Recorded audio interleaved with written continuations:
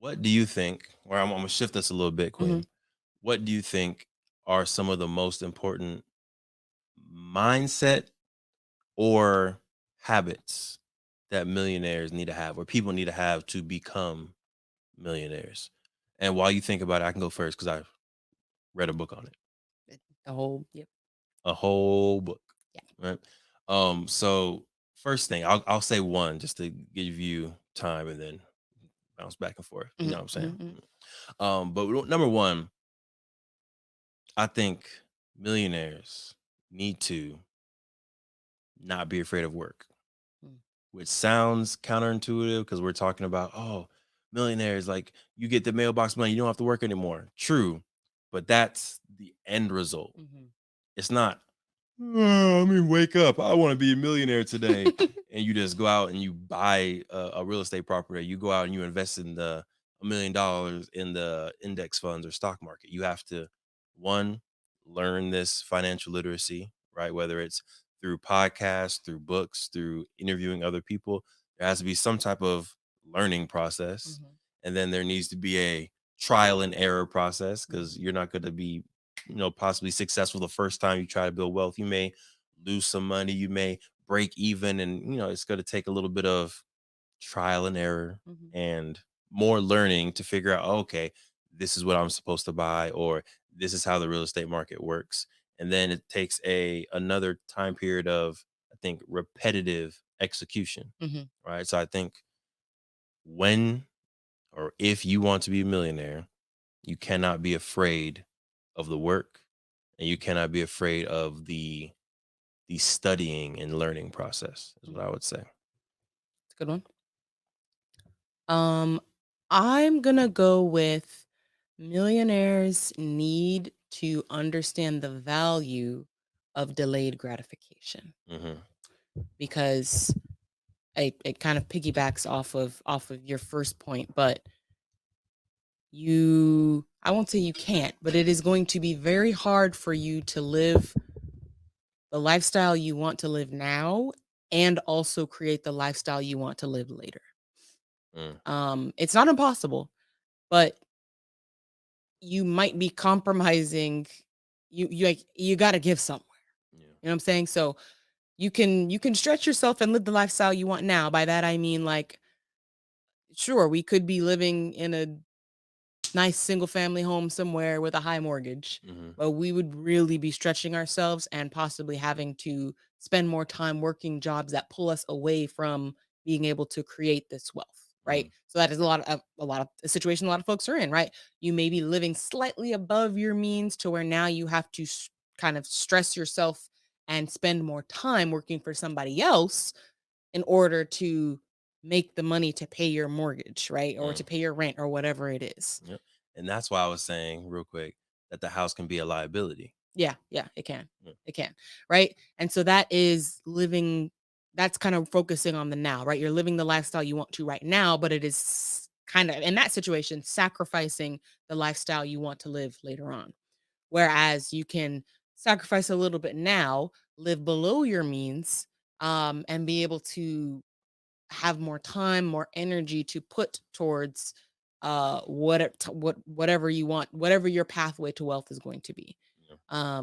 So yeah, I think delayed gratification is an important thing for folks to learn because like you said, like it's not like most folks are going to be able to wake up and become millionaires overnight. Unless you just have a trust fund and it's your 18th birthday. Ah, that's a very small percentage of folks, right? Especially our audience, right? It's something you're going to have to work for over years, right? Possibly. So I think it's important to value putting off that lifestyle you want to live a little bit and that delayed gratification for Yeah. later. Yep. There's a whole movement called FIRE, free, independent, retire early. Hmm. I'm pretty sure that's what it's called. Y'all let me know if y'all heard of it and if that's the correct acronym. FIRE, free, independent, retire early. And what they do is basically you're trying to live off of, I think it's 30% of what you make. Hmm. That's what you want to live off of, Hmm. which is craziness, right? When you Hmm. think of that budget, and it's craziness. But you're living off of 30% of what you make, and that's your rent, that's your car payment, that's your food. Apparently, a lot of these folks decide to like, I'm gonna eat peanut butter and jelly sandwiches or ramen or canned bean, just like I'm gonna eat stuff that's very, very affordable, not the healthiest. I'm Yes, not ma'am. an advocate for eating processed food to save money. No, no, she's not advocate of eating processed food. Period. Period. Oh, but they're making all these decisions, like you were saying, like they're sacrificing early Mhm. in order to be able to retire by the time they're 30 or 40 years old. And what they're doing is they're taking that 70%, putting it into the stock market, putting it into real estate investment, putting like investing it to create passive income for themselves so that when they're 30, when they're 40, they now can ball out and live. Ball out still a strong word, but they don't have to work anymore. Mhm. Um, so yeah, I think that's a good movement. I wish I would have learned about it a little bit earlier. Mhm. I think at this point in my life, I have a bougie wife and I can't live that lifestyle, but I respect the grind that y'all have, Fire Nation out there. I mean, it's not like we're too far on the other side of the spectrum considering True. our current lifestyle and predicament. So, Explain. I mean, we've had a whole episode on we live in grandma's house right now, right? Mm-hmm. I I've I don't know if I've talked about it on the podcast before, but talk about to you. Mm-hmm. I drive an '07 Honda Accord that was Mm-hmm. passed down to me by my dad. Like, Mm-hmm. I think we're, d delaying a lot of that We are. gratification. So, We like, are. the one thing that I think that has created that lifestyle is, one, being able to quit my job, right? That's been, like, the biggest thing that is worth everything else. Mm-hmm. Don't get it twisted. Um, but also, like, travel. I think Mm-hmm. travel has been that one thing that's given us a little bit of taste of, like, the lifestyle we wanna live in the future. We've still been, not in the past year, but aside from, pre this past year, we've still been taking our trips, which is something we want to continue to do Mm-hmm. even once we are financially free. Of course, we want, yes, 100% still want to take those trips. Right. So that's something like we've done now. We will obviously level up our trips, but it's like I'm not we don't need to wait to travel the world, right? Mm-hmm. We young, we know we kid free right now. Let's Mm-hmm. get that travel in. So I feel like that's been the one thing that we haven't necessarily delayed. But And I food. feel, and yeah, and food, we eat good food, of course. But I feel like for a lot of other things we've delayed some of that. I agree with you, but you're not hearing me when I say the Fire Nation. Like it's a different level of delay. I know, Like you're saying I got a bougie wife. I'm just like, I don't know that we're necessarily living on the other side of the spectrum. We're not on the definitely not on the 30% of right. the. Anyways, you get what I'm trying to say. Yeah. That's what I was saying is if I was Devon, Mhm. I would be living possibly off of the 30%. It's a little bit more realistic. Mm, But with amazing, beautiful Queen, yes, we are still making very strategic and intentional moves. But it's not like the Fire Nation. Y'all a whole nother level. Respect to y'all. We can't do it.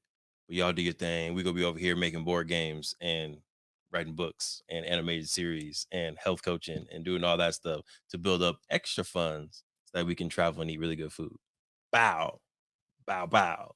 But what I do want to say is I think sometimes folks get discouraged with trying to become a millionaire mm, because they think that, oh, the millionaires are made from trust fund babies, or a lot of y'all just get the money passed down.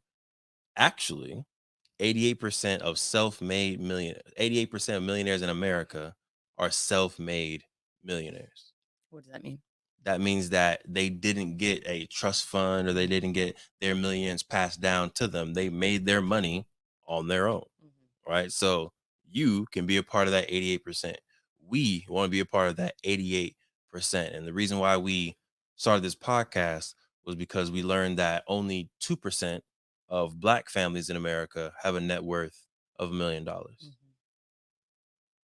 We say this all the time. That is a problem. Yeah. When we talk about health statistics within the Black community, we talk about education statistics, home ownership, all of those things, I think, are impacted by how much money and wealth you have access to. Would Yeah. you agree? Absolutely. Absolutely.